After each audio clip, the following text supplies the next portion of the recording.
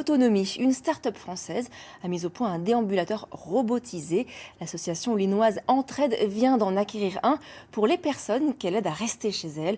Vous allez le voir, ce robot d'aide à la marche est une petite révolution qui devrait vite devenir indispensable à ceux qui l'essaient.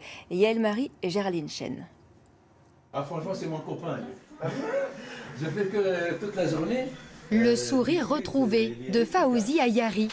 Hémiplégique depuis un AVC, ce retraité a beaucoup de mal à se mouvoir. Ses jambes se dérobent facilement. Je lève une main, il s'arrête. Depuis une semaine, il teste un nouvel appareil.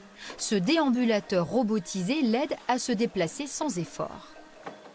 J'avais un déambulateur manuel. Et c'est compliqué un petit peu. Des fois, il est trop léger. Je ne me sens pas en sécurité. Depuis que j'ai commencé à essayer celui-là, c'est pratique. Il y a beaucoup, ça me change la vie, franchement, je me sens en sécurité. Et franchement, ça me plaît. Je l'ai adopté. Je ne m'attendais pas que la science, on arrive jusqu'à inventer un truc comme ça. La technologie au service de l'autonomie. C'est l'idée défendue par l'association Oulin Entraide qui lui a prêté l'appareil. Ça m'aide à travailler ma jambe. Oui. Parce que je marche. Je marche presque 1 heure par jour. Oui, avec celui-là. Oui, parce que ça donne envie, franchement, ça me donne envie.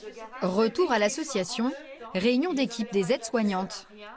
Madame Bertigny, ça va mieux. Soins infirmiers, service d'aide à domicile. Ici, on accompagne au quotidien plus de 300 personnes âgées. Le déambulateur robotisé est toujours en phase d'expérimentation. C'est le seul déployé dans la région lyonnaise. Un dispositif vertueux pour ce directeur.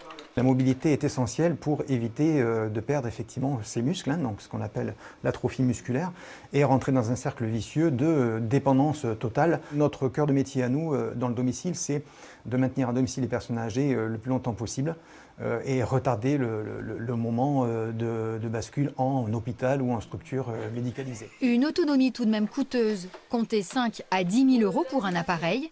L'association envisage un service de location pour démocratiser son usage.